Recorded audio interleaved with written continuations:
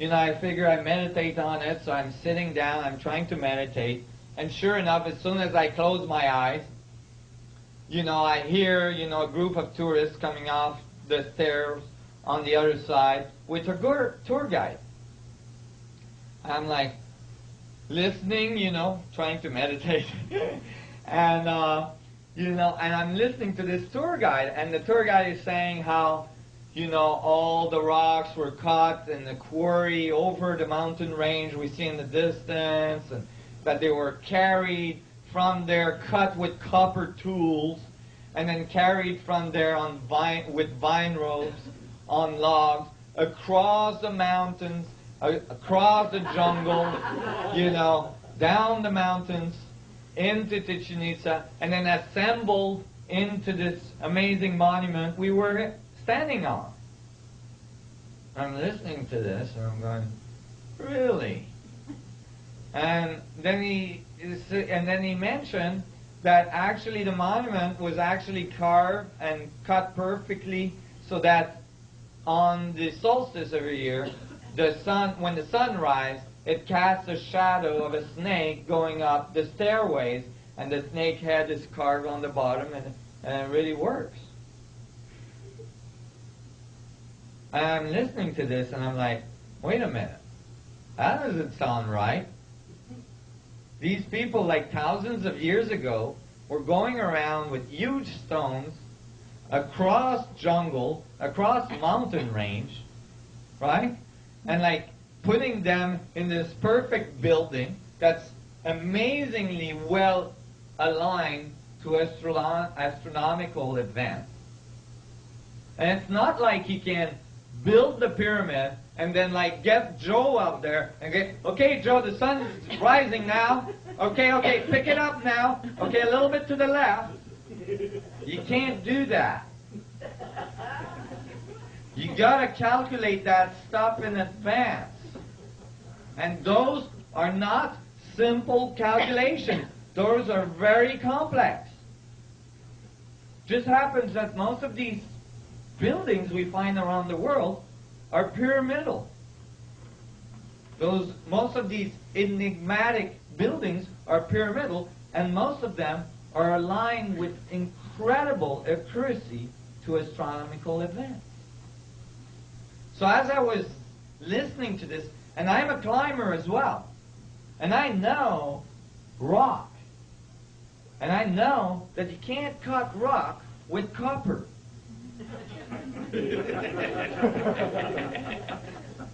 And I find out later on that archaeologists say, oh well, they had a way to temper the copper so it became hard.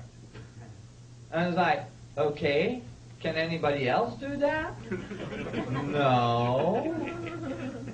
You mean that with all the millions of dollars that are invested in research in metallurgy, nobody is able to harden copper, but the ancient people thousands of years ago could do it?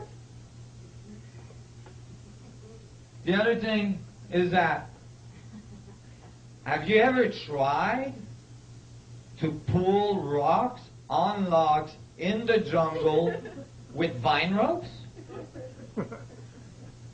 And now, you're talking about people that didn't have the pulley. So now you got to stack these rocks to make your pyramid without a pulley. That didn't sound right to me. Just because I'm a type of a logical person. And I was standing on top of this pyramid, kind of scratching my head, going, oh my God, that doesn't sound right. There's got to be some mystery we're missing here. And then it hit me. It's like, wait a minute. This is a pyramid. And there's pyramids all around the world from these ancient civilizations. Why were they all building the exact same geometry? Why didn't they make a cube? What's going on? What's with this pyramidal thing? And I thought, okay, maybe this is a long shot, but maybe they knew something about the fundamental structure of the vacuum. maybe they knew something about the logos of reality, the fundamental structure from which everything emerges. And maybe pyramids are involved in that.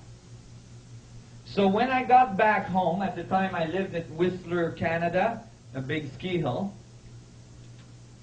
I went to my local library. Well, you know, in a ski resort, library is not, you know, so elaborate. But I was looking for information about ancient civilization, and the first book I came across was titled Mystery of the Mexican Pyramid by Peter Tompkins. And I thought, oh, that's a good title. Definitely is a mystery there. And I opened it randomly, if there is such a thing. And when I did, this graphic, this is not my graphic, this graphic was on the page. A tetrahedron within a sphere. Well, I had spent by then a very long time coming up with the idea that a tetrahedron and a sphere must be part of the geometry of reality. And it was the base of my theory. And to find this in a book that talked about ancient knowledge was crazy. I'm like, oh my God, they beat me to it by 2,000 years. Dang, I was going to copyright this.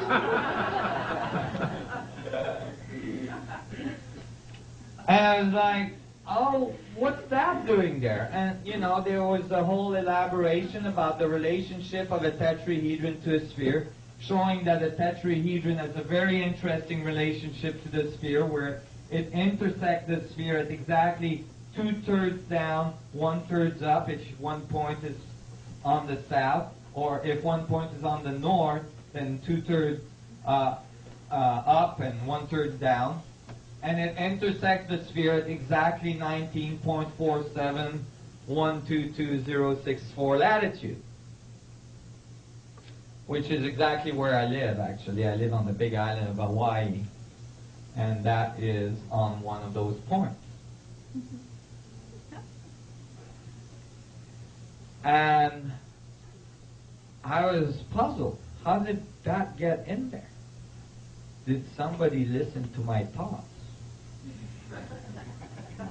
But I realized that this graphic was the result of a paper that had been published by an American engineer that had been hired to survey the huge city, ancient city of Teotihuacan, near Mexico City.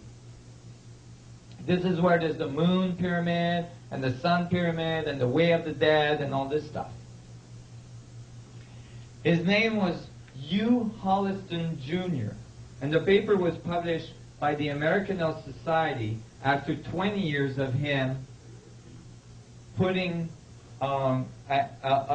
surveying all of the buildings there. Well, when Hugh Holliston Jr. started to survey the buildings at that ancient city, he found something very bizarre. He found that all the buildings there seems to, like the large buildings, the temples and such, seems to be in the exact appropriate place to describe all the orbits of our solar system, with the sun pyramid, the moon pyramid, and everything. He found all the orbits, including Pluto and Neptune.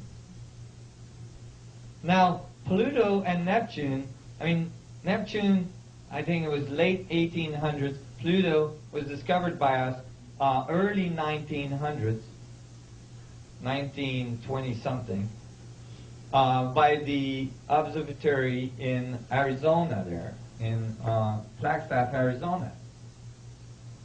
So, how come these people, thousands of years ago, had these orbitals? Not only did they know these planets were there, but it had the appropriate placement to generate their orbit.